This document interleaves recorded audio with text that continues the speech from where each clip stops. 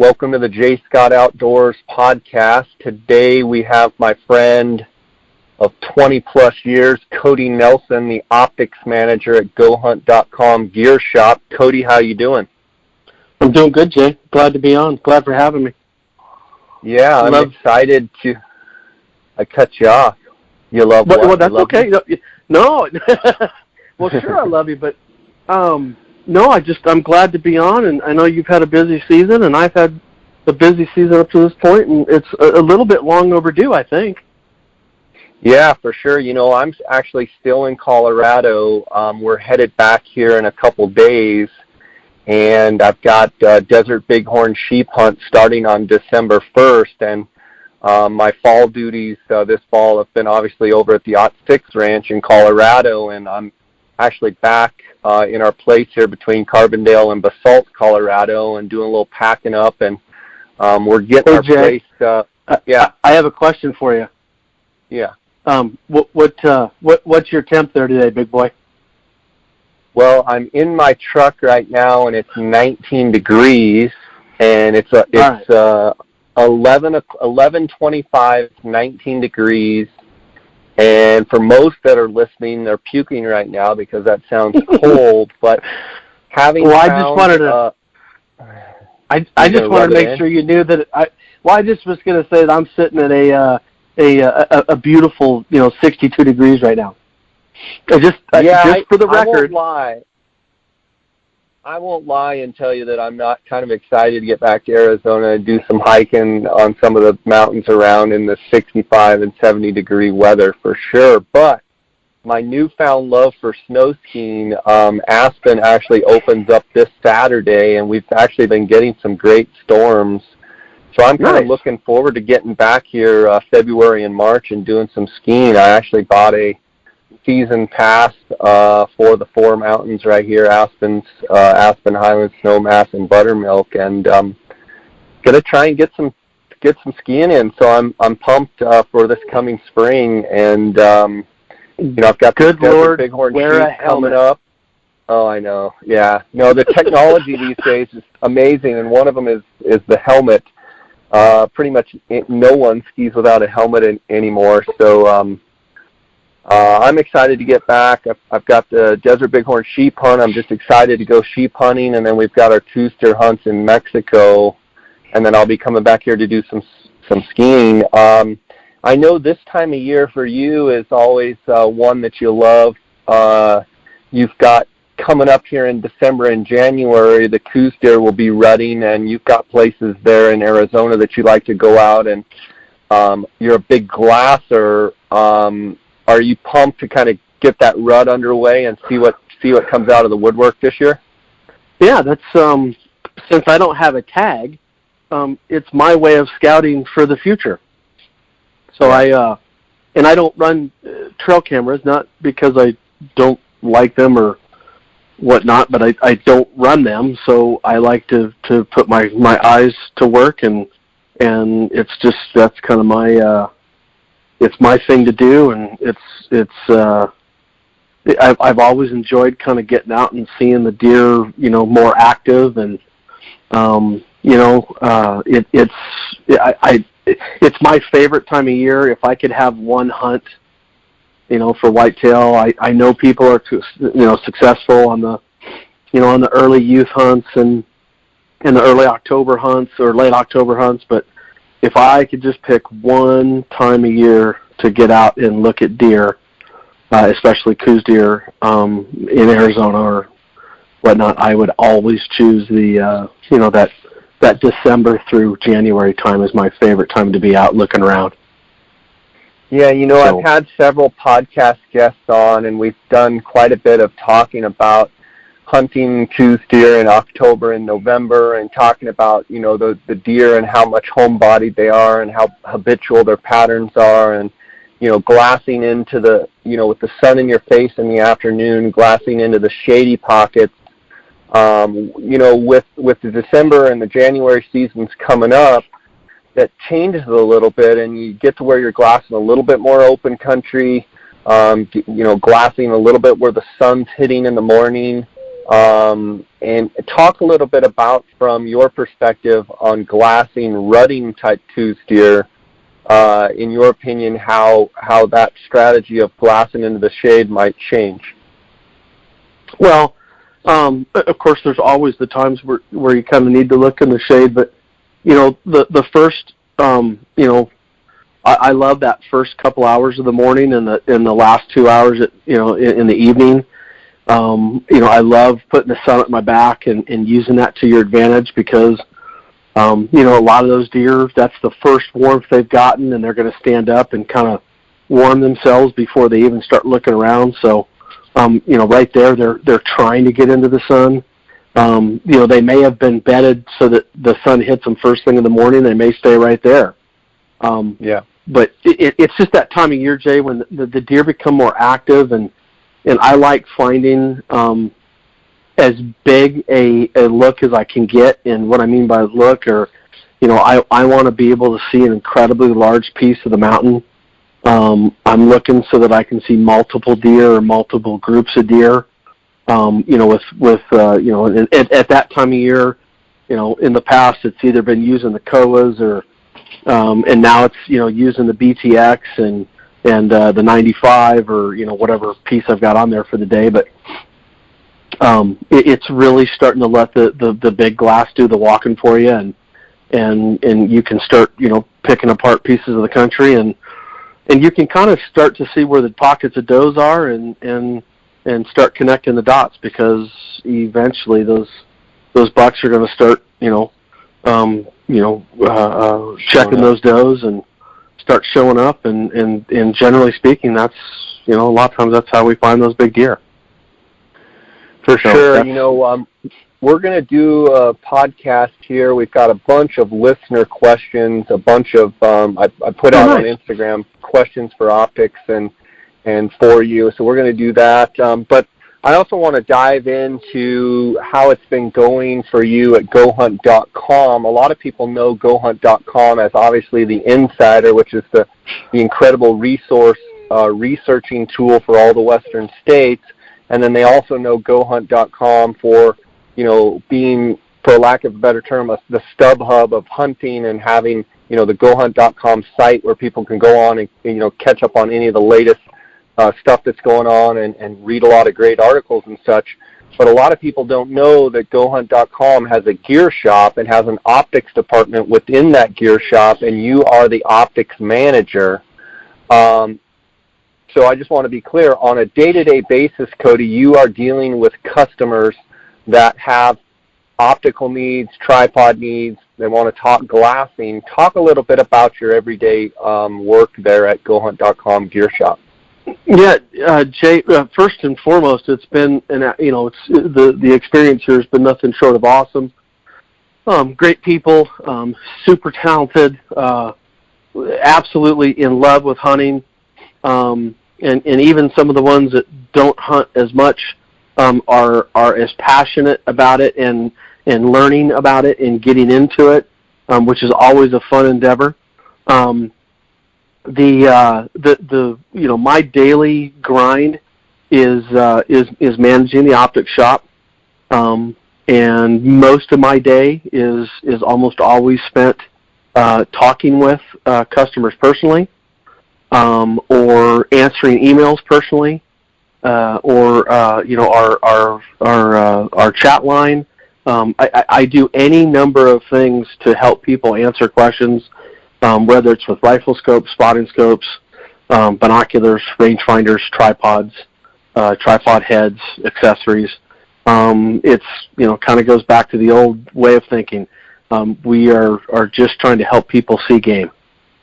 And that's it's what I do, and it's what I like to do. And we get people all the time like, I don't want to ask these boring questions, and I'm like, well, I don't see them as boring, and I love doing this, and it's my passion. And so when I can spread my love around a little bit and help people get out and see game and spend time out in the wild looking for critters, I don't. This is what I do. This is what we love to do. So, Jay, it's been super busy. Sales have been great. I can't really say enough about it. It's just what an awesome group of people to work with. Yeah, so I mean, Cody, you know, historically, optics shops and such have been, you know, mom and pop shops where, you know, people come in and you deal with customers, you know, on a face-to-face basis. And it seems like with, you know, all of the advancement in technology and, you know, your Amazons and all your different companies out there, you know, that personal touch sometimes I feel like gets lost when you're talking about whatever it may be, any type of boutique shop where you're selling something, that personal touch gets lost. But just to be clear, like when the emails come in to optics at GoHunt.com, or when the phone calls, you know, come in on that extension too, you are the person that answers those emails. You are the person that answers those phones, and you talk about the chat line on GoHunt when people are asking questions. I just want to be clear that, you know, this is something that you're paid to do every day, and that you are putting that personal touch back into, you know, the .com environment. Can you talk a little bit about that? Yeah, it's, you know, quite simply, it's, you know, people love to have, you know, the ability to, you know, punch the buttons and make a purchase, but yet there's, you know, sometimes they like to hear somebody's opinion, somebody's experience, somebody's, you know, what have other people said, what are other people's experience. And when you've been doing this as long as I have, and, you know, just in the industry, and then, you know, a lifetime of hunting, it basically comes back to people like to relate to you, and they like to have your experiences. And, you know, sometimes it's about giving your opinion. Sometimes it's educating them on, you know, what is going to be best for their situation, not necessarily Cody or Jay or, you know, Dar or somebody like that. It's always, to me, about making sure that person is getting the product that best serves their purpose. I'm not here just to sell you a pair of binoculars at the highest amount, because what if that highest amount, or whatever the situation is, I'm not just here to sell you a product and make as much money as I can. Yeah, that's the goal. And yes, we wouldn't open a gear shop and have optics for sale if we weren't trying to do that. However, I think there's a way to do that and help people, you know, fit the product for their needs. And sometimes that means it's a less product. Sometimes it's the most expensive product, and sometimes that may be in just telling them the truth, and maybe I don't have that product. So there's, you know, people, I think, just want the truth. They want, you know, they want good, solid information, and information they can trust.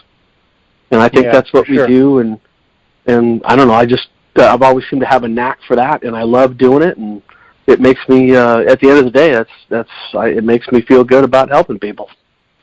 Cody, I want to answer these questions that the listeners and Instagram followers have, but before we do that, talk a little bit about the product lines that you guys carry in the GoHunt Gear Shop in this optics department. And it's a wide variety of products, but can you kind of go through some of the manufacturers so the listeners kind of get a sense of what you guys do carry? Sure. We do Swarovski, Leica, Zeiss, Vortex, Leupold. We have a couple of Husqvarna scopes. We do Manfrotto tripods, Suru tripods. We do slit tripods, and we do their heads and accessories as well. You know, we're really, Jay, kind of trying to hit a lot of different price points and in points that will allow somebody to use something lightweight to heavyweight, or long-range glass to, you know, everyday glass that you would use on your chest. Get them on tripods.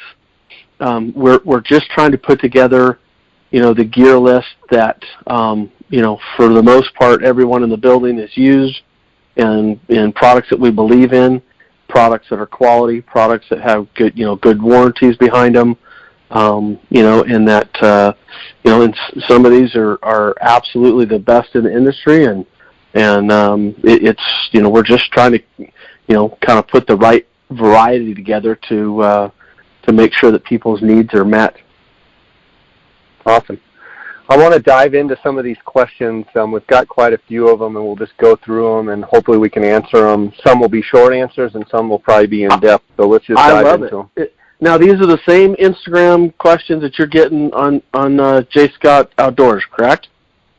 Yeah, so I put out on my storyboard, I do a lot of question and answer, and I put out that I'm going to be doing a podcast with you, so we got a bunch of questions in. The first question. Oh, nice. I'm going to go with a Connor. It's a KONNERWIEE. If you could only use one set of binoculars the rest of your life, what would it be? Just one? Wow. You know, there's two to come to mind. One would be I suppose I would have to pay. I'd probably go with an 8.5 to 42 EL. Mounted on. I could. Yeah, Swarovski EL. I could mount that on a tripod and be at home. People don't give the 8 power enough credit in every situation. I love to hand hold them. They're super steady when you hand hold, but a lot of people don't give the 8 credit when you put it on a tripod. It can be incredibly effective. Most people just don't even think to put an 8 on a tripod, and I think that the light gathering abilities, for the early morning, late at, in the evening. If I just had to have one, I think I'd do 8.5 EL, Swarovskis. What about you? And well, I would go with the 10x42 Swarovski EL. Okay. I've had that first generation pair of Swarovski ELs since they first came out. I think they're 10 plus years old. They still work as good today as they did back when I bought them. I feel like I agree with you on the 8s or the 8.5, but I feel like on just an overall general binocular, the 10x42, is great hand holding. It's great mounted on a tripod. It works very efficiently for coos deer, stuff small like coos deer, as well as it works great up on a high point for elk. I think anywhere in that 8 to 10 power by 42 power, or 8 to 10 by 42 is a perfect fit.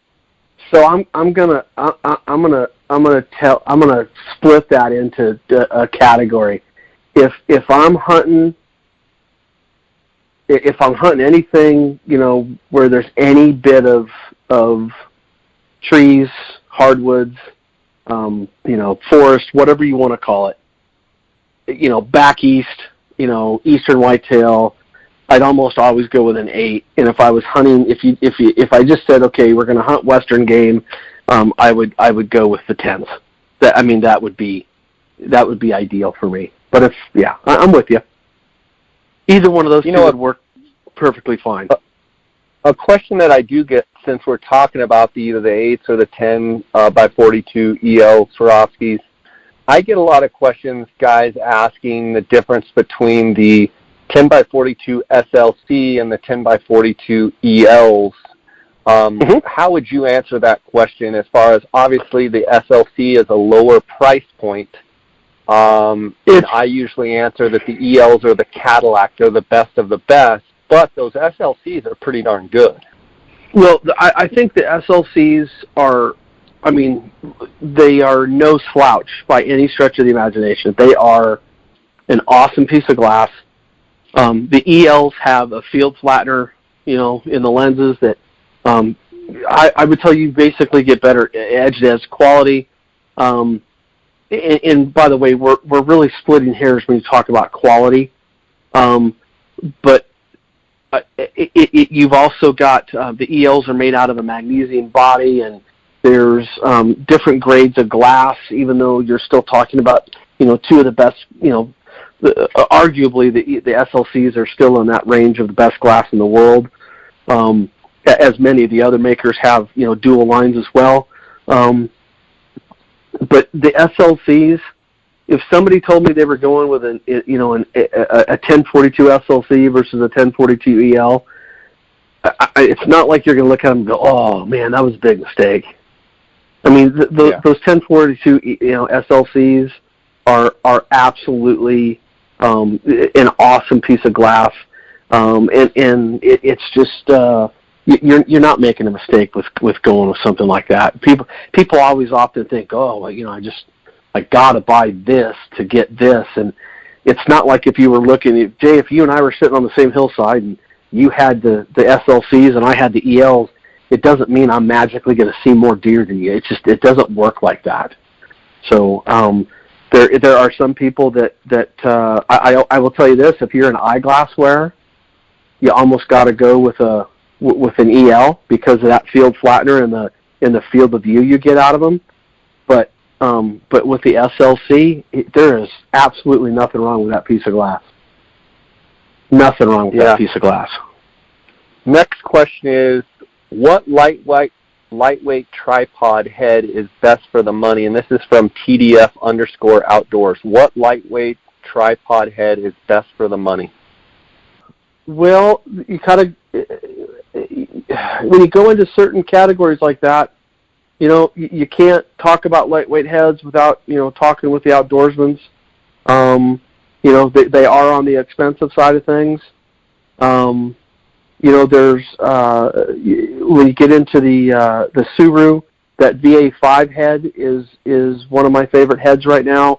Handles a lot of different weights very effectively, and isn't but it kind of depends on what you're doing and what glass you're using. I've even been impressed with a few pieces of the slick heads that I don't have as much experience behind, but I have used them, since coming over to Go Hunt, and that's been kind of eye-opening to me, Jay. When you're using something for so many years, you forget to kind of look around, and there's some products out there that can be had, and I'm really liking that Subaru VA5 head. I'm not sure if I guess I'm leaning more and more towards the medium weight heads, and I'm trying not to evade that guy's question, but at the same time I'm just trying to be honest about it. I've been using medium weight heads because I don't want to give up the stability with the heavier optics that I've been using lately, if that makes any sense. Yeah, I mean, for sure. Explain to the listener maybe that doesn't understand why having a medium head as opposed to the lightest weight head that you could go with, why stability, why that matters, and, the vibration through the binocular into your eyeball. So I guess, many years ago, a guy told me, he's like, Cody, it doesn't matter what you do. We start picking gear or calibers or, powers and optics or whatever you're choosing, you're always compromising something. And so everybody always says, well, I want the lightest weight tripod and I want the lightest gear pod, and I get that. But you give up some stability when you go too lightweight, and so you want to be careful when you go too lightweight. You might get more movement, more vibration, and maybe the head or whatever is not designed to handle the weight of the optics. So the heavier optics don't have the drag on it, if you will, to slow it down, because so that you're making movements not when you're actually looking through them, so the movements aren't so drastic. And I almost like to refer to it as like when you start to feather the drag in there. If you don't have that, good system, it'll almost let the binocular fall, and your hand's got to be the steadying factor. And I don't want the hand to be the steadying factor. I want the drag to be set on the head so that it handles the weight smoothly and effortlessly throughout the whole movement. Does that make sense? I like the heads that have a little tension on them, so that when you pull your hand away, it stays right where you leave it. I don't like the ones where it's so lightweight and you pull your hand away and the binocular falls up, down, or sideways. I like it to be able to have some tension on that head so that when you get to a spot, you find a buck and, you're just looking at it. You're not touching the binocular or the tripod in any way, and you can just let your eyes rest and look, that it stays where you're at. Where you get with the ones where you have to twist in and out and move it up and down, and it's very finicky, you get that herky-jerky motion. I just don't think it's near as smooth. This ties into the next question of John.Milburn237. He says, what is better, a pan head or pistol grip head for glassing with tripods, and why? Cody, I'll dive into that question and then you can follow up. In my opinion, you should always use a pan head. I've used pistol grips in the past. The very first pistol grip I used was the Big Bogan pistol grip. And it's pretty herky-jerky. I feel like with a pan head, you're going to get a lot more consistency. You're going to get a lot more less vibration, less herky-jerky. You can pan left to right, pan up and down.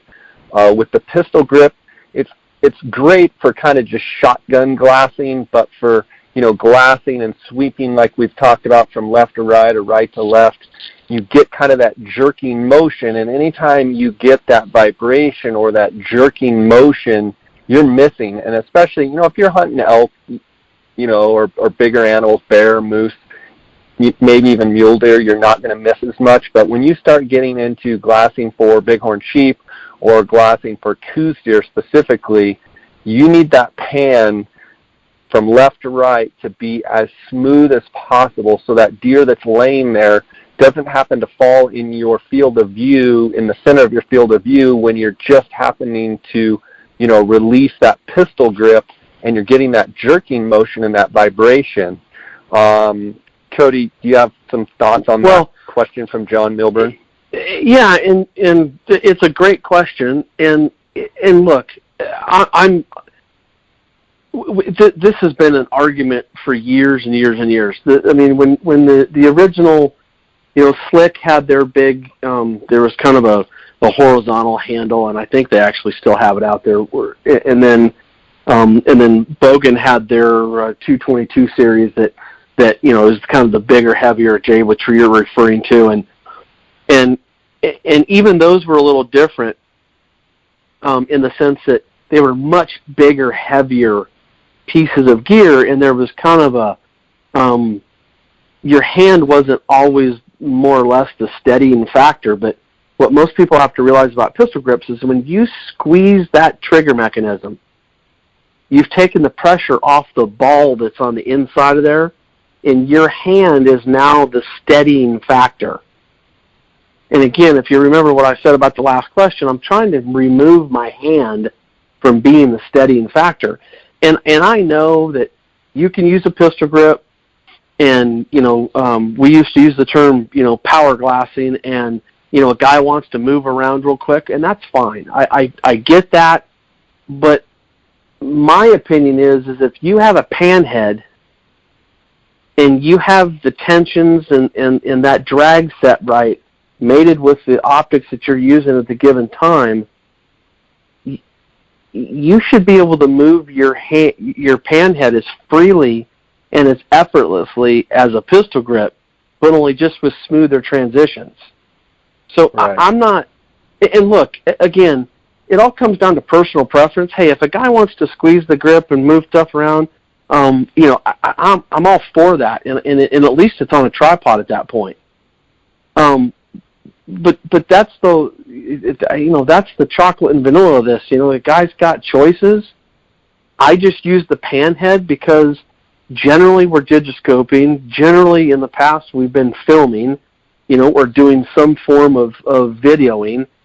And I've always lent myself to, the pan head thinking. And the only way that I would use a pistol grip today is if I had some sort of panning mechanism on the bottom of it, to help you pan left and right.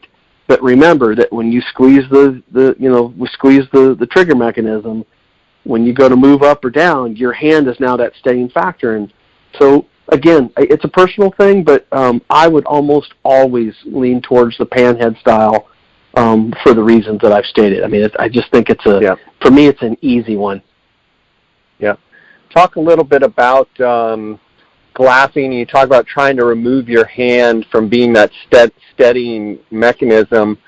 Talk a little bit about, if you get the tensions and everything set just right, doing a lot of glassing where you're using the bridge of your nose to literally pan back and forth, and you're literally not touching the tripod with your hand at all. Talk a little bit about that mindset of using, your eyes, the bridge of your nose, your eye sockets to kind of move the binoculars, and how much smoother that is. Well, it takes those moments of free. It's that drop. If you don't have things set right in the optics, I'll give an example. I've been using the BTX a lot. And so, you've got a big 95 out in front, and you've got a fairly heavy optic, and you've balanced it on your plates, and you've done that. But if you loosen everything up, and it will go forward. And what you're trying to do is just make it so that every transition you make or every movement you make, it should be free enough. And Jay, I love the nose bump, style. That means what Jay's talking about there is that you've loosened the panning motion up enough that you can move left and right with basically just using the pressure, of your nose or the inner part of your eye socket there, to push the optic left or right. And what that does is that it just allows you to not have to move your body. It basically keeps your whole glassing posture more still, if you will, and more in the glass. And over time, again, it comes back to that your eyes are focused for longer periods of time, which then increases the amount of time that you can glass at the day or end of a hunt. Or so you start thinking in those terms, and it really just helps you be more methodical on finding game. So I'm not sure if that kind of hit it today, but I think it does. While we're on that as well, not a question from a listener, but just I get this a lot. I see people glassing with the tripod arm on the away from them side. So in other words, on the back side, and then I see some people glassing with the tripod arm facing them. My question would be, which method do you use with the tripod arm, whether it be a long arm, like more of a bogan style, or if it's a shorter style?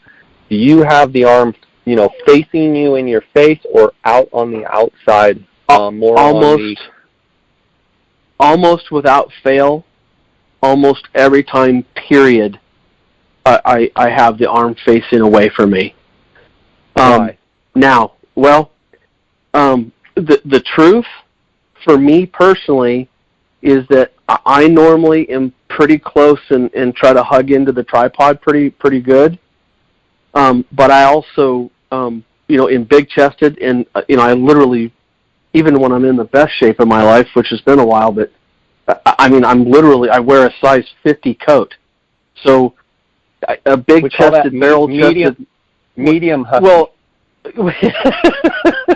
Well, but a big barrel-chested Norwegian than I am, I'm just telling you, it's hard to get up close to the binoculars. So, if I were going to try to have the handle back to my chest, I guess my short little alligator arms would work that way. But I like it out in front of me. Now, a lot of people we'll talk about, the video guys, the art, and you know what? That's a whole different thing, because the video cameras are typically longer and they push you back away from the tripod a little bit. But that's not what we're talking about. We're talking about glassing, and typically, unless you're glassing, using a straight tube spotting scope, that'll push you back and away from it, so you could probably get away with it then. But I try to be pretty methodical and pretty consistent, so I almost always push the handle away from me, and I've always found that to be the most consistent. So anything else with a shorter handle, there's almost every, the bigger manufacturers, the Manfrottos, their handles typically are, they're 12 to 14 inches long, some of them.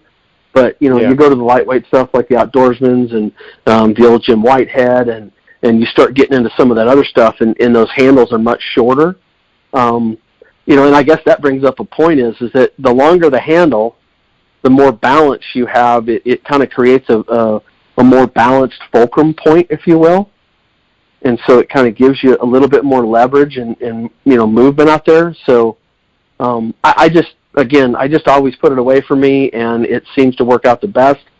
And the truth be told, go ahead. Well, the other thing I was going to say is that in many cases, over the years, the 501 heads, the 701 HDVs, 501 HDVs, the bigger heads like using the KOAs. Jay, I don't know, but I think I'm gonna lend this one to Randy Ulmer, because I don't remember whether it was you or Randy that I saw take the handle off and of the KOAs, and I started using the heads, sometimes the bigger optics and the heavier. I don't even use a handle. I just those optics are so heavy that I kind of let them do them. Let it. You set the tension with the knob, and you didn't need a handle. Yeah, I mean, I would encourage people, if they're just kind of starting out, try and start and learn with the handle on the outside. I know there's some guys that get the handle tucked up kind of over their shoulder and all that, and it's just, I'm not saying the way I do it or the way Cody's doing it is the right way or the best way, but Dar does it that way, and that's good enough for me. That's kind of how I look at it. Like, he's one of the best classers I know. He puts it on the outside, and I use it on the outside. So if you're doing it on the inside, maybe try it on the outside, see if you like it, and go from there.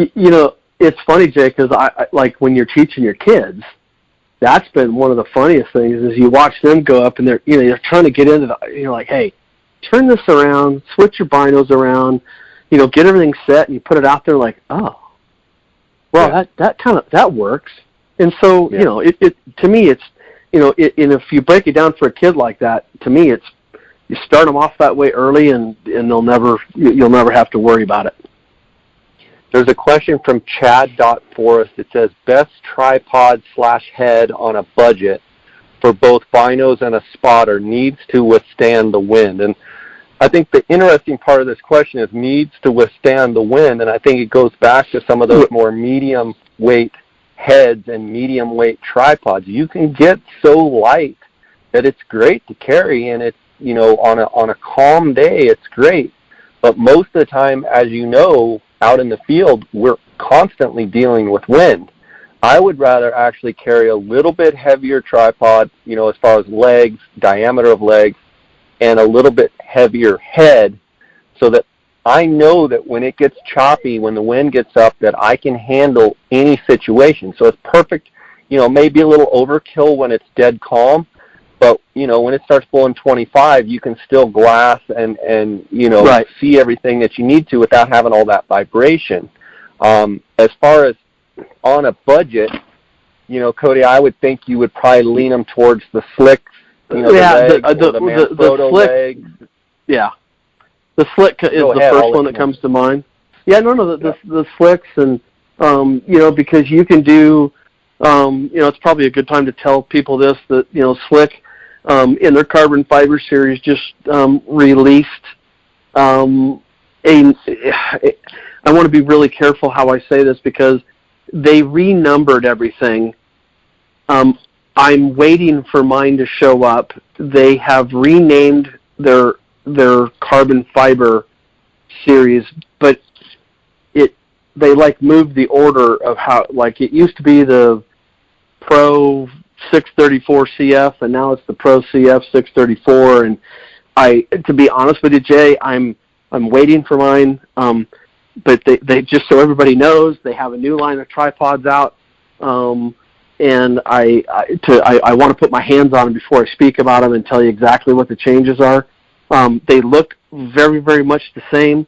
I think that they changed a few things, and I don't want to really get into that too much. But I will tell you that there's a 635 and a 624 and a 634, and then Jay, I know you're a big fan of the 630. 624, but now that's the 7. No. Which one do you use? The 734. I use the 734 CF2. So, okay. I guess the long and the short of it is they've changed a bunch of their numbers and they've changed a bunch of their models. But the reality is, I've used the Slick tripod for over 10 years. I've used the same one. It's very durable. It's very lightweight, but it does withstand wind. I would push people towards, either that Manfrotto 190 type, which is a heavier tripod, or the Slick. I would go with the Slick. And you basically have 3-section tripods and 4-section tripods. I would try and go with a 3-section tripod most of the time. I agree. If you're backpacking, a 4-section tripod will be a shorter. Once it's all bundled up, it will be a shorter tripod. But I feel like the more sections of legs you have, the more chance you have of that tripod not being as sturdy. Right. But, if you're going on a sheep hunt and you're like, hey, I need to go as light as possible, then maybe the 4-section tripod's the one for you. But I'm a big fan of Slick. I've used the carbon fiber. I feel like they're quieter. I feel like when, the zipper of your jacket clicks against the tripod, it's not going to ding like it will with an aluminum tripod. I feel like, that carbon fiber, I like it. I think it's a better product, to be honest with you. It's, the Slick, the ultimate thing is I wasn't trying to get too technical into that, but Slick's got a new set of tripods out, and I think everybody should take a look at them. Bottom line, you're going to spend about the new pricing. You should probably spend somewhere between $200 and $250 on these tripods. But like Jay's saying, they're a great branded tripod. They've been doing really well for us. We have sold an absolute ton of them, and I think aside from the Slick, Jay, you mentioned the 290. There's a 290 extra from Manfrotto that's an aluminum.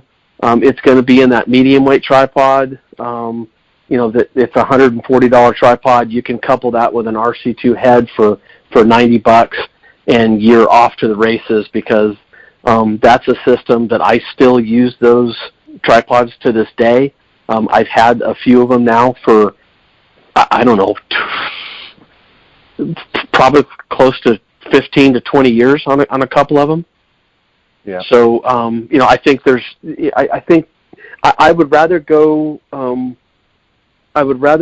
for a little bit better quality in a medium weight tripod than I would go for ultra light and then have somebody be miserable when they start glassing with it and the winds kick up. Yeah, for sure. So, let's dive into the next question. It's from the Gusano or Gusano. I'm not sure how he's pronouncing that, but I'm torn between the Zeiss Victory SF and the HT in 10x42. I hunt New Mexico open country tip, it says.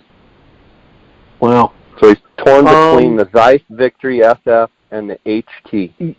I think he's going to be relatively happy with both.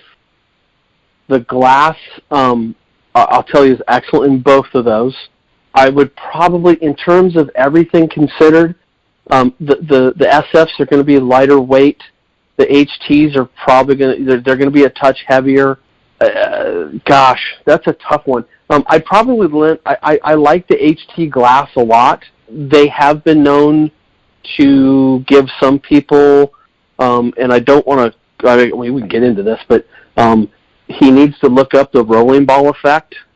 Some people, when they're hand holding and they're moving, it gives that appearance that there's a cylinder, and it kind of, I don't know, kind of distorts the edges, and it gives people almost like a feeling of like it's moving, and it's kind of an interesting feel. It's called the rolling ball effect. It happens to me once in a while on glasses, but I would probably choose the HTs in that. I think that's an incredibly bright pair of glasses. That I would choose the HTs. Okay. Well, and Jay, while you're doing that, I can just tell people I'm answering these questions. You're answering these questions, and this is the kind of stuff that these are the questions that we get. These are, for the listeners, the questions that Jay's getting off his Instagram story, and these literally are what people are chatting with me about, or they're emailing me about, or they're calling me. So I'm just going to tell people, if you guys want to call and talk about these options and different, theories and what you would go with or not go with, or we can help you out with that. I also know you have a Black Friday sale coming up. Why don't you take a second here and tell the listeners what you've got going on? Yeah, I would tell people, today is what, Tuesday? I would tell people to start paying attention. There's going to be some announcements of Black Friday sales coming in the very near future. So I would start paying attention to your insider stuff and start looking at the website. Maybe around this weekend would be good to start looking. I know that there are going to be some items, not a lot, but some. There will be, definite percentages off. A few items up to that 40% mark. I know that there's going to be some stuff coming. Again, if you're wanting to buy glass, you can, obviously call me, and I will, come up with a custom package for you, with tripods and glass, and we can work that out. And please tell me if you're a J. Scott podcast listener, because I'll definitely work with you on that. Yeah, so I would really pay attention. Let's hit on that. Let's hit on that for a second. Well, I was going to save that for later too. I'm gonna twist your arm and tell you. So you're going to grind me again. Yeah, I'm going to grind on you and say, if I get any word from a J. Scott Outdoors podcast listener that you didn't bend over backwards for them, you and I are going to wrestle in the parking lot. I always take care of the JSO people, period. I take care of everybody. Right on. Cody, I want to take a second here before we get into a bunch of the rest of the questions. I want to thank the sponsors of this podcast. We've been talking about GoHuntcom. We've been talking about you, Cody Nelson, the optics manager over there, the glassing guru, the optics authority. You are the optics manager at GoHunt.com Gear Shop. And guys, if you call Cody directly for info or sales, you can reach him at 702-847-8747. That's extension 2. Now, keep in mind, listeners, Cody has not worked his way up enough yet to be extension 1. He's still at extension 2, but that is a work in progress. So he's at extension 2, or you can email him at optics@gohunt.com.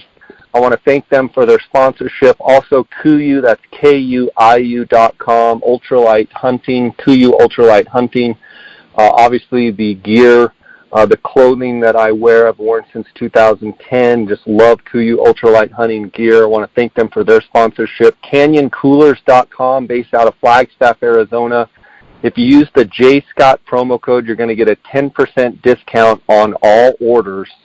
Phonescope.com, use the J. Scott 18 promo code to get a 10% discount on all orders. If you go to my Instagram account, all of the videos and photos that you see that are through my spotting scope or binocular or with the phone scope, use that J. Scott 18 promo code to get a 10% discount. And then onxmaps.com. Cody, I don't know if you know, but onxmaps.com contacted me, said they want to become a sponsor of the podcast, and they are offering to my podcast listeners if you use the JScott18 promo code, you're going to get a 20% discount on all orders.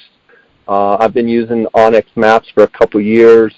Use a lot over at the Ot6 Ranch. Use it on my guided hunts in Arizona, trying to distinguish between public and private. Trying to use the GPS tools, use the measuring the line distance tools. The other day, I was taking a lady named Tammy out for her first elk hunt, and she told me that she had about a range of about 200 yards with her rifle. She'd been practicing, and so I'd use, before I got to where we were going to shoot from, I had to get my Onyx out, use the line distance tool, and kind of measure it. Sure enough, she was able to harvest her first bull that night. So JScott18, you get a 20% discount there at onyxmaps.com. Cody, I want to dive back into the questions. I've got a question here. How does the Zeiss Conquest Gavia compare with the other scopes on the market, clarity and what have you? Well, the Gavia is a good piece. So much so, we've been, every time I get them, I sell out of them. I've been really happy with it. When we first tested it, we tested it against the Vortex, and in many cases, depending on who the person was, we gave it really high marks. I tell you, it's absolutely worth the money. It is, if you look at the Vortex, that's who it's going to be compared to, is the Vortex and the Maven. I would tell you, it's really hard to tell, but, having them all side by side, I tend to give my tip of the hat to the Zeiss on that particular one. It's kind of hard to put an exact on it, but I was really impressed with the Gavia. I've always been really impressed with that mid-level line from Zeiss. I think they've done a really good job with that. So and now they've come out with that Harpia, which that's a whole different subject that we'll talk about later, Jay. But the Gavia is going to be around for a long time, and it's a super high quality piece of gear. So I would tell you that I would put it above the Razor, but only by a smidge. Okay. What do you think of the Meopta 15x56? Are they even close to the Swaros? That's from Jacob. Let's see. Jacob Dykso AZ, and I'm smiling from ear to ear on this, but nothing in my mind compares with the Swarovski 15s. That's the 15, the Swarovskis are hard to especially in that 15 market. The Swarovski 15s are hard to beat. And I don't. The Meoptas are an interesting company. If nobody knows this, Meopta makes the Cabela Zero brand, and but that doesn't mean all the parts are the same and the coatings are the same, but there's some good products out there, but Meopta, people kind of look down their nose at Meopta once in a while, and I don't know why they do, because some of their products are actually really good stuff. Their 15s are good. What I would tell you that at first notice, they're typically bigger than if you're just comparing the 15s, I think they're a tad bit bigger. The last time I checked the weights, they were heavier than the 15s. They do have good coatings on them. I would give the nod to the Swarovskis for sure. And it's not just because I'm saying it, but when I've had them in the field and I've had them compared side by side, with all the other 15s in that class, it's not that they're not a good piece of glass. I just think that Swarovski is really hard to stay up with. That 1556, the SLC, is awesome. But again, the Meopta is a good piece of glass.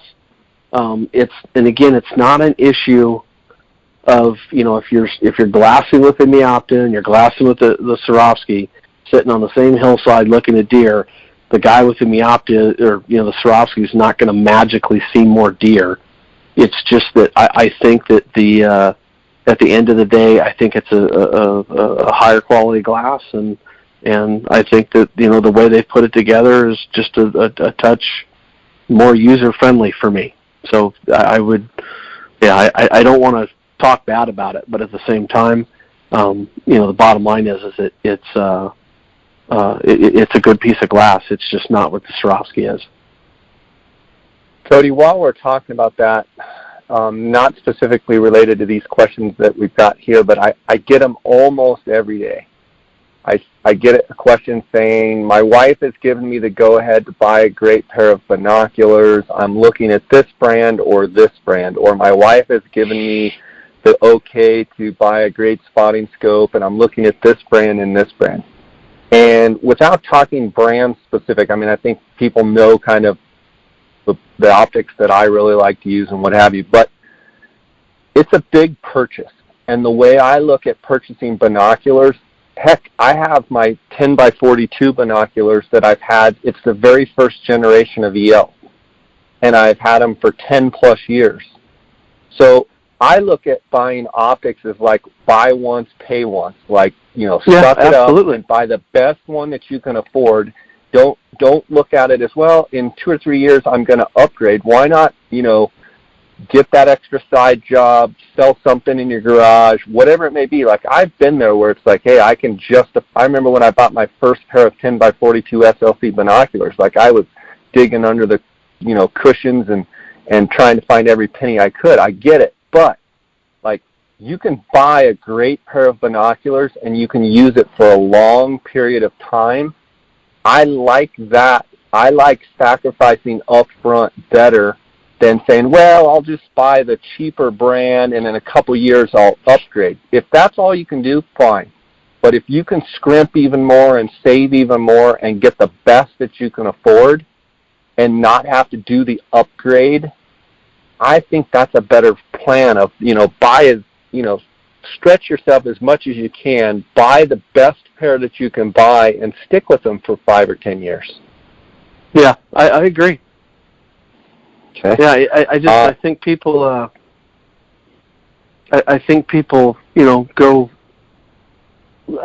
they spend way too much time, wondering whether they should, wait or purchase or, I always tell people if it's a difference of a couple $100 or, I'm not, I hate to tell people what to do with their finances, but if you're saving for something, and you've already saved $1,500 and you're going to, the difference between one pair versus another pair, how long does it take you to save that extra $500? And I got to be honest with you, sometimes I'm just of the opinion that, if it doesn't take you that long to save that extra $500 and you can do it and you're going to wait just a little bit longer, and buy the best you can afford. I agree with that whole line of thinking. There's a question from Tiny Moore 21. It says, night vision, ATN 4K Pro 3x14 day/nighttime scope. Worth it? Recommend another. Now, Cody, I'm going to have to lean on you because I know absolutely nothing about night vision scopes. So let's be really honest here. I hate the fact that I really can't answer this question, but night vision is not my cup of tea. And some guys are out there going, well, why not? And I'm just going to say it. There are certain things that you can hunt at night, small game, but I don't hunt at night. I don't use night vision. I have used it many, many years ago, and I think those were like, I don't know, Gen 1 or Gen 2 stuff. I wish I could answer this guy's question, but I am not the guy to do that. I can tell you scopes that if you were hunting in low light conditions, that have a red dot, that, have super, super bright optics, One that I'm thinking of is a 2.5 to 56 Z6 I swarovski. It's a 2.5 to 15 by 56 with a illuminated reticle, and I like the 4AI with a single dot. But that in its I don't use night vision. I'm just not up to speed on that. Okay. But we don't sell any, and so let's move on. Another question from Western Hunter _ says, looking for a lightweight, durable scope with turrets that track well and enough magnification out to 700-800 yards. So I assume he's talking about a rifle scope. Looking for a lightweight, durable scope with turrets that track well and enough magnification out to 700-800 yards. There's two scopes that come to mind. The first one I'm in love with the Z5 3.5 to 18 by 44 ballistic turret, or BT, with a Plex. There's another reticle called the 4W that I think is awesome. It's a $1,299 scope. You can get turrets from Swarovski, or you can get turrets from the Outdoorsmans. The whole thing that I would tell you, that scope is 15.9 ounces. It's less than 14 inches long. It's a 44 millimeter bell. I've used it in several different hunting situations. I've never once felt I was under scoped or under powered, or some people say, oh, I got to have a 50 millimeter. I'm not that way. I've always thought that scope had more than ample amount of light in low light conditions. So the Z5, I'm a real big, the other thing I like about it, 44 millimeter bell, you can mount it low to the scope. You don't have to use high mounts or anything like that. It does have side focus. So anyway, I think that's a real good scope. The other one that I like, we have a Leupold 4.5 to 14 by 40. I think it's a 40 millimeter bell with a 30 millimeter tube that comes with the Leupold CDS dial. I think that scope is a $599 scope, and I've always liked the 3 series and it is illuminated, so you do have you can do the fire dot. So I think that there's a whole line of stuff out there that would fit that bill, but that scope is 15. Actually, it's 12.6 inches long, and it's right at 15 ounces. So anytime you get under that pound, for the scopes, I think that's a really good lightweight scope. So those would be my first two right off the top of my head scopes for that. Okay, next question. How do Vortex Kaibabs compare 15, 18 power, and 20 power? Well, that's an interesting question. And basically what he's referring to, Jay, is last year Vortex introduced an 18 by 56. They may have still some of them around, but what they basically did was got rid of the 15s, got rid of the 20s, and kept an 18. I will tell you that if I had my druthers in this, of all three, I would choose the 15s. It's got better light gathering ability. It's got bigger field of view. I think, when they did the 20s, I was hopeful. The 20s I thought were just a little less than the light gathering ability. I just think that you spend so much time and you spend your hard-earned money to go buy a pair of binoculars, and then to have something kind of fall into that in-between category. It's not my favorite. Again, you're going to find deer with it. I would make sure that you put your eyes behind them, before you buy either one of those. make sure that you're happy with them. If I had to just choose one, I would always choose the 15 power. So I would, of the three, I'd take the 15 power. The 18 power, again, it just comes down to, it just makes for a smaller exit pupil, which means less light to your eye. I'm sure Vortex has the reason of why they did that. I'm just trying to be brutally honest and say I appreciated the 15 more than I do the 18 or 20. So I hope the guys over at Vortex aren't mad at me, but I'm just being brutally honest. Question from Roger_MMR. 15s or a spotter, ? For antelope and mule deer in Wyoming. Can only afford one or the other. I get this question about once a week. Well, yeah. Jay, on this one, this is why I would almost always say, hey, this kind of deserves a conversation, because what he basically did is he didn't give me enough information, because what I want to know is what he has on his chest. So if he tells me that, hey, I'm rolling a pair of, 10-42 SLCs, I might lean towards the spotting scope. Because if he's using those 10 SLCs off a tripod, and he's gonna, he could easily go to a spotting scope and make a good all-around system. But then if he tells me, I'm just using a, whatever X brand, blah blah blah, and they're not, what I would want to have on my chest, then maybe I would tell him, go straight to the 15s and never look back, because some people hate looking through spotting scopes, and I think the 15 is one of the most valuable glassing tools that we have at our disposal today.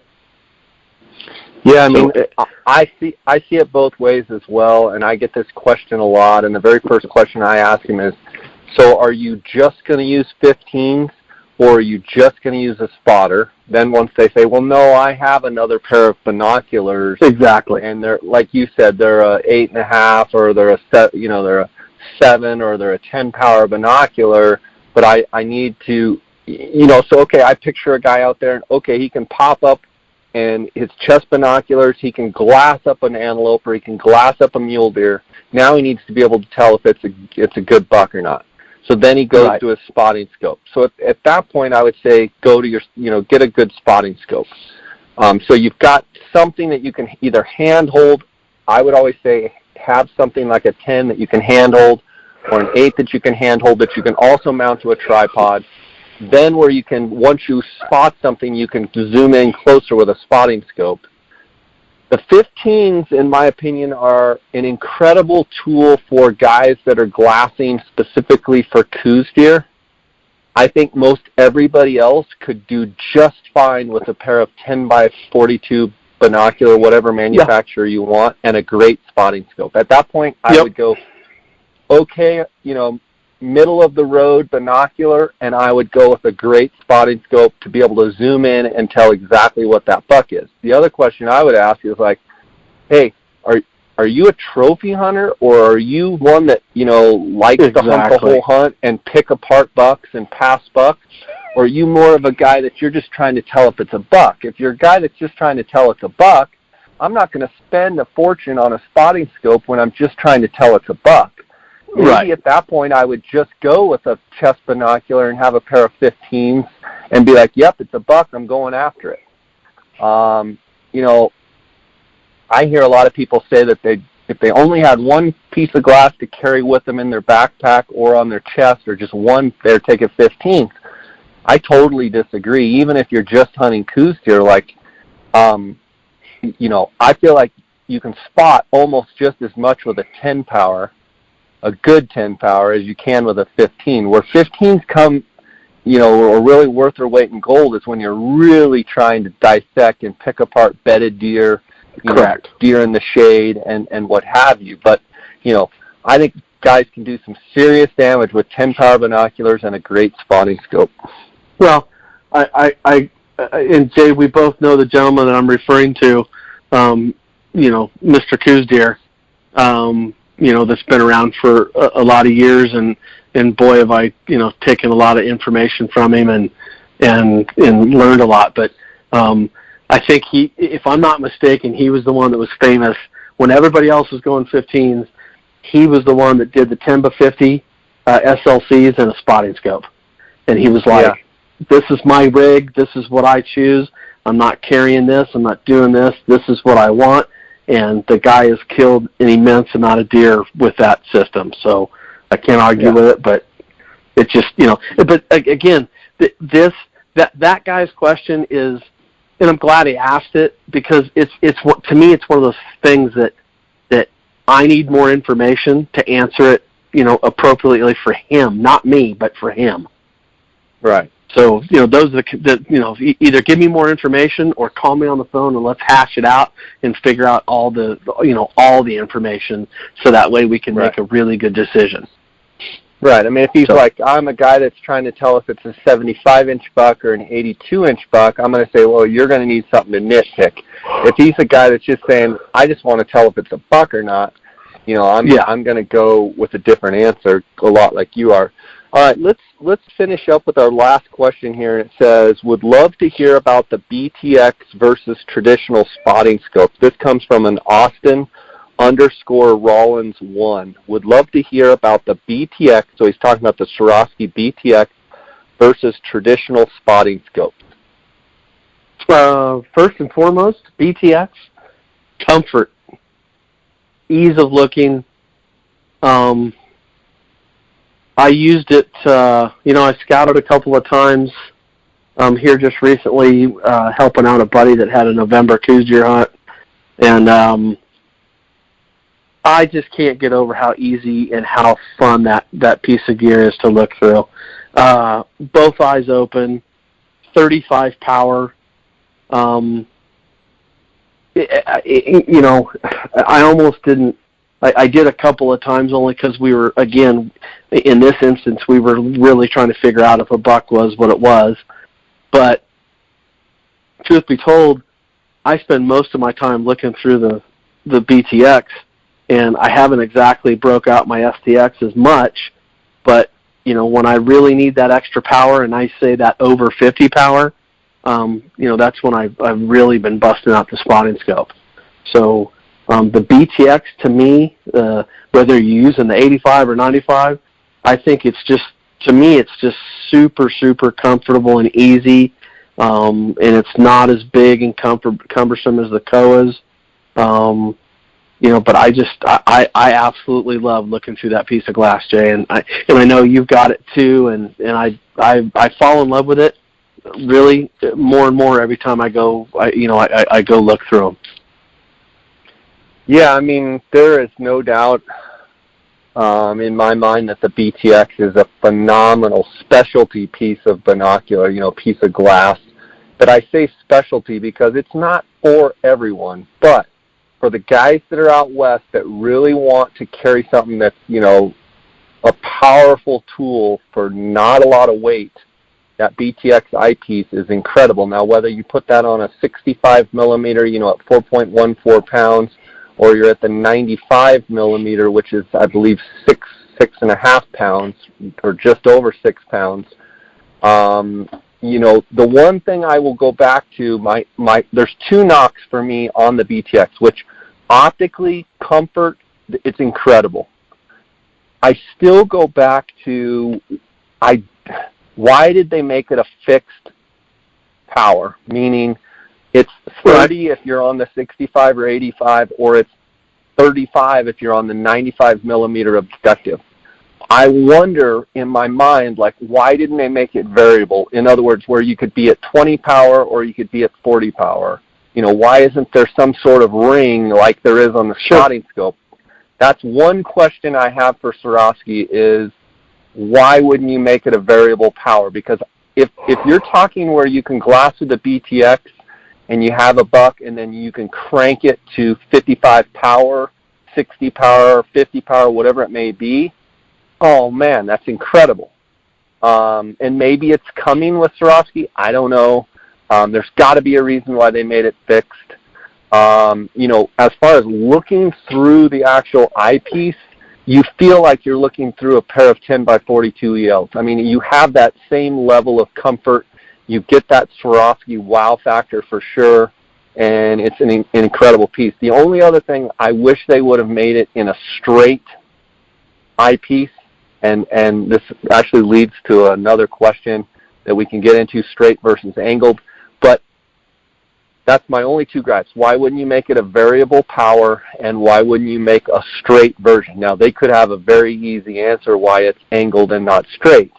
Now, that leads to another question of angled versus straight. I go up and I hunt Doll sheep with Lance Kronberger, and he swears by an angled spotting scope and says he wouldn't own a straight spotting scope. He has to have an angled.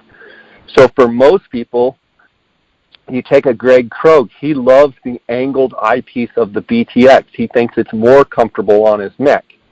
I'm curious your thoughts on the magnification, and maybe it's something we can dream about with Swarovski, and I'm curious about the angled eyepiece of the BTX versus if they possibly could make it straight. Okay, so... And let me say before you answer, I don't want anybody to misconstrue what I'm saying. It is a phenomenal tool, and they have done an unbelievable job being able to look through both eyes. I'm just always one of those guys that wants just a little bit more. No. Yeah, it's like they didn't consult me. Well, and they kind of did, but Jay, there's certain. I can answer the question. I've always been told that there's an extra bend of light in a straight eyepiece versus an angled. Okay, so is that perceivable to the eye? I don't know. It just is what it is. When you talk about the BTX, and I think when you take a spotting scope, objective lens, and bioptically is the vision that you're actually seeing.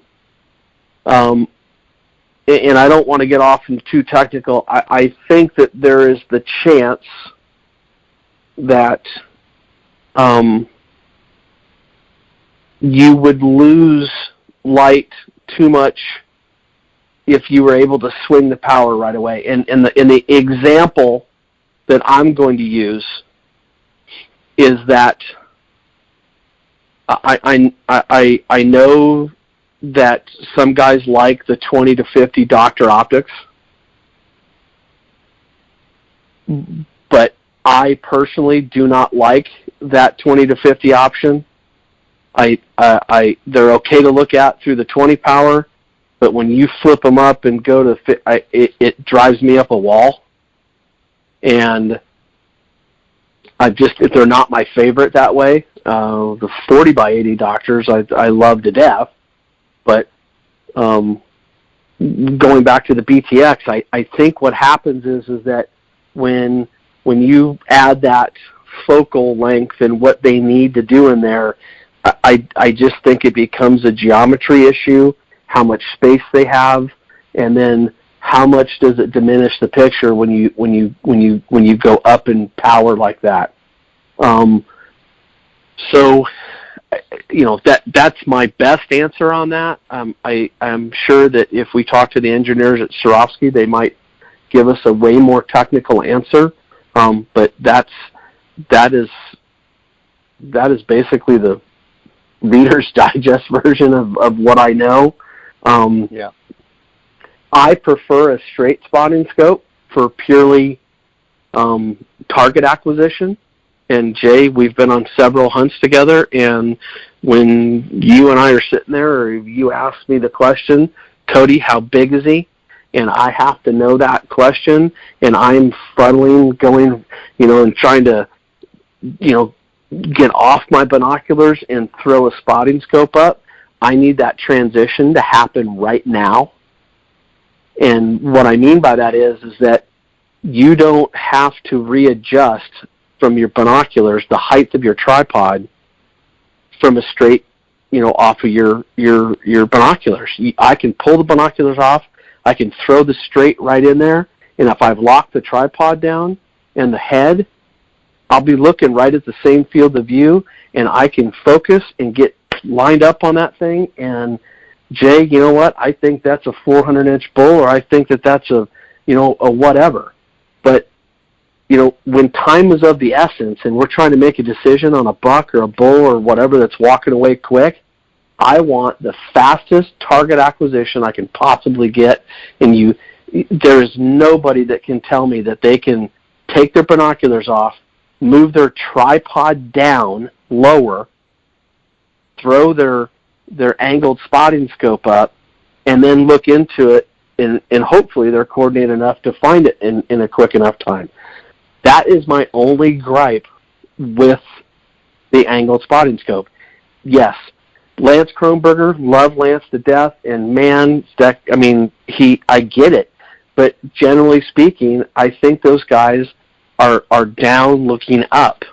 And I would tell you that absolutely, if you're looking up, a ridge as opposed to down, I think an angled spotting scope, works well. So, yeah. Conversely, and I would also say that speed, a lot of times for a sheep hunter, isn't as necessary as, say, a coos deer hunter, where you get one look at a buck, it's a 5-second look, and you've got to go from your binoculars to your spotting scope to be able to say, I'm going to waste the next week of hunting on that buck. Most of the time, sheep are a little bit more docile, a little bit more, slower moving. They're not just so as crafty, I would say, as a coos deer, where you've got to you need to make a split decision, and every second counts. And that's where I would argue with anyone till I'm blue in the face that straight spotting scope would be better for all the reasons you listed. But time is of the essence, and speed and efficiency are at the top of what I need, and a straight is why I'm going to go. Tying back to the BTX versus a spotter, I think people need to understand, a spotting scope, in my mind, I'm going to buy the best possible spotting scope that I can afford, and I want to be able to take that spotting scope and be able to zoom it all the way into 50, 60, 70 power, whatever I've got, and dissect what I'm looking at and look at every little detail of that animal. Whereas you bounce back to the BTX, you're at 30 or 35 power.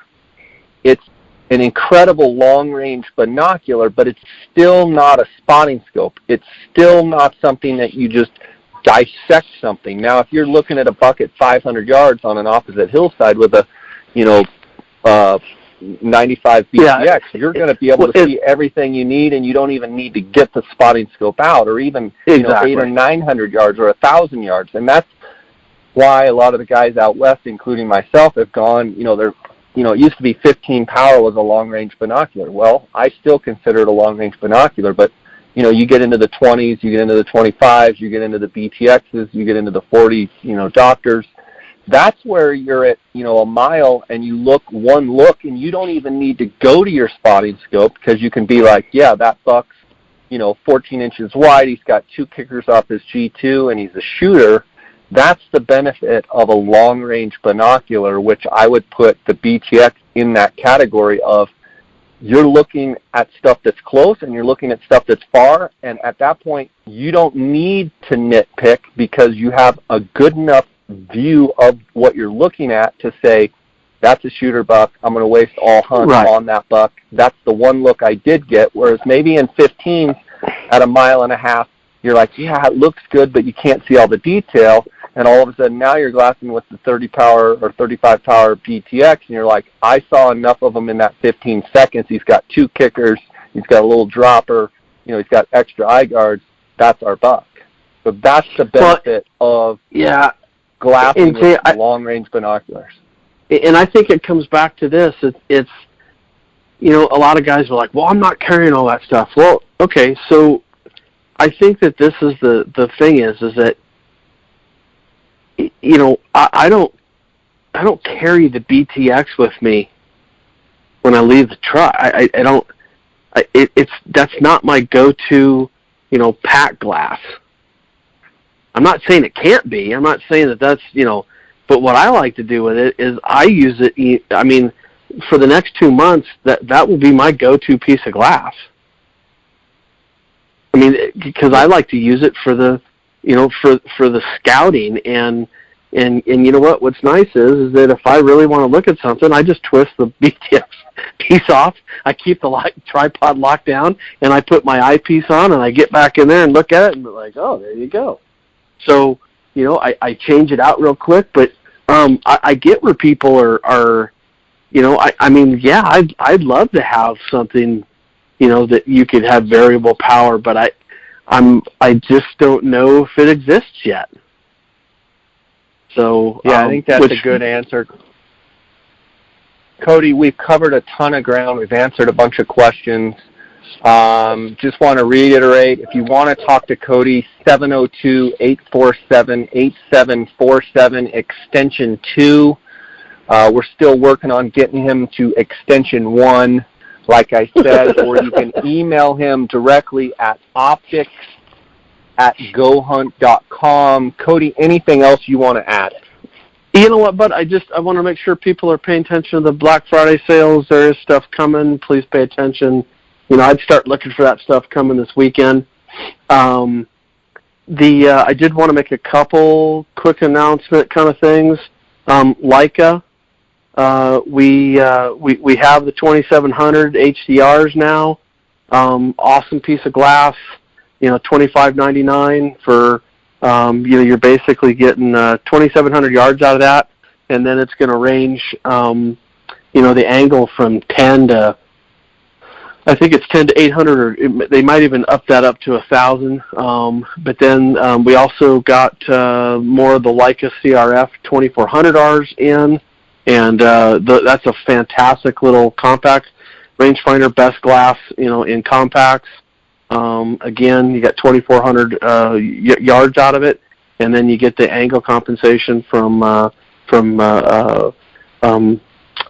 yards to 800 yards. And I mean, all of it is a fantastic piece of gear. And what side of the where's the button on that? Oh, the button on the that's the. So these Leicas for the binoculars are they're on the right side now. Okay. So Leica switched that over on those. So so that's on the right side now. And then also, Jay, I wanted to tell you that we have had the Zeiss Harpia spotting scope, the 22 to 65 by 85 available. It's a $4,100 spotting scope, but we're offering it with a $400 gift card. And then the Zeiss Harpia 95, it's a 23 to 70 power. I'm actually going to be able to field test these again coming up here pretty quick. And what an awesome piece of glass! And I'm very anxious to do some comparison tests for our listeners and our customers. So it's a 23 to 70. So in other words, like the 95 is a 30 to 70. So you're actually going to be able to range from 23 all the way to 70. I'll be real anxious to see how that compares with the 95 Swarovski. Yeah, no, I will too. Because you and I both know how much we like the Swarovski, in the fact that you can actually turn it all the way to 70, and I've always said it's the most usable over 50 power anything. And then, so I think that this Harpia, I really do. I think it's got a place in this world, and I think there's going to be some people that really, especially for the long range stuff, I think there's going to be some people that like this scope very, very much. And so we just got those in, and it's a $4,400 rig. And again, we are offering a $400 gift card with that. So the Germans have come out swinging with this. Oh yeah, Zeiss has put the gloves on. They're doing some things, and they got the new Zeiss RFs that are out that have been selling pretty well. Heard good feedback on those, and then these the Gavia spotting scope, and then the Harpia.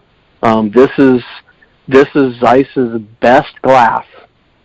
In this Harpia, this is their absolute best glass they make, and so I'm very, very excited about this piece.